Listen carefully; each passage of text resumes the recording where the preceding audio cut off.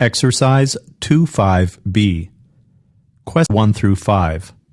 Listen to a career counselor talk about two different types of employees. Are you going to be more effective and happy as a specialist or as a generalist?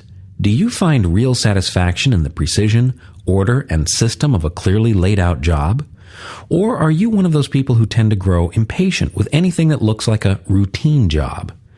There are a great many careers in which the emphasis is on specialization. You find these careers in engineering and in accounting, in production, in statistical work, and in teaching.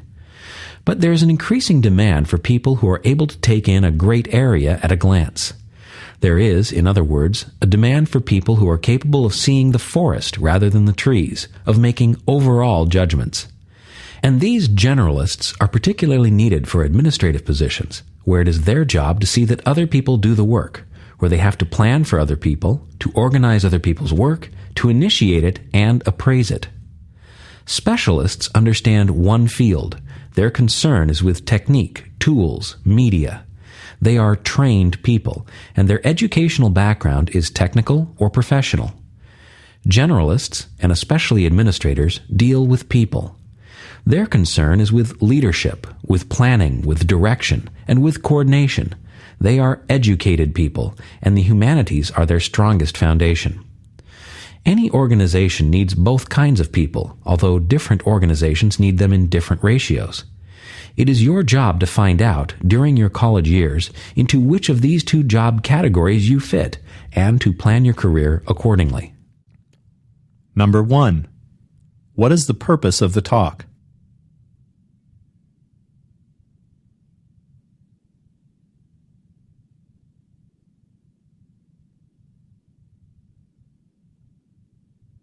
Number 2.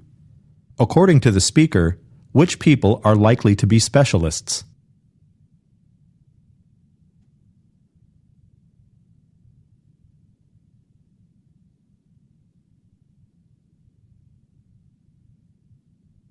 Number 3. Based on the information in the talk, indicate whether each characteristic below more accurately describes a specialist or a generalist.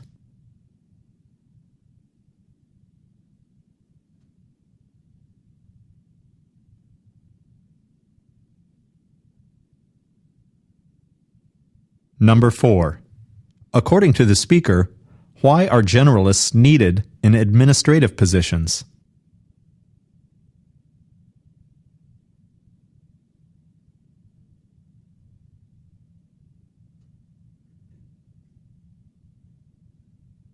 Number 5. What can be inferred from the talk?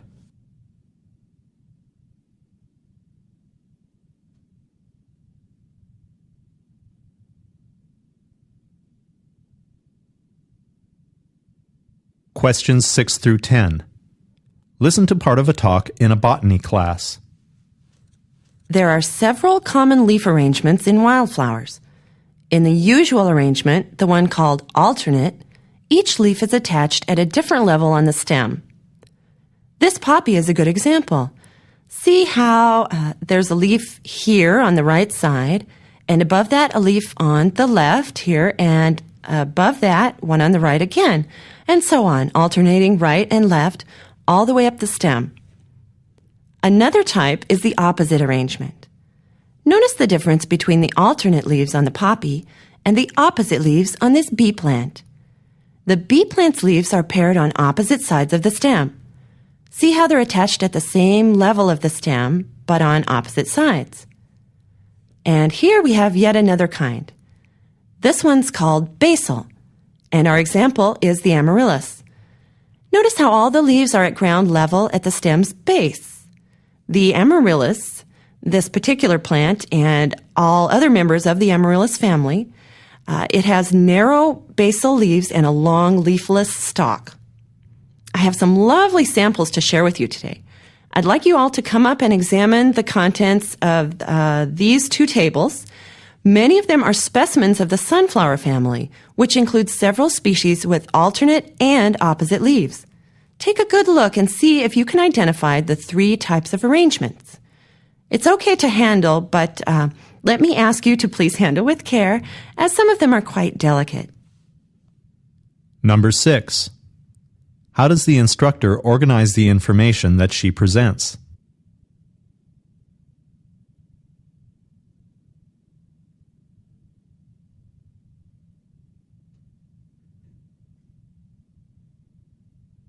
Number 7.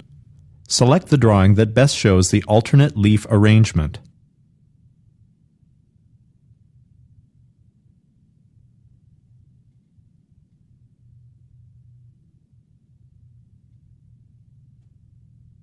Numbers 8 and 9. Based on the information in the talk, indicate whether each sentence below describes the alternate, opposite, or basal leaf arrangement.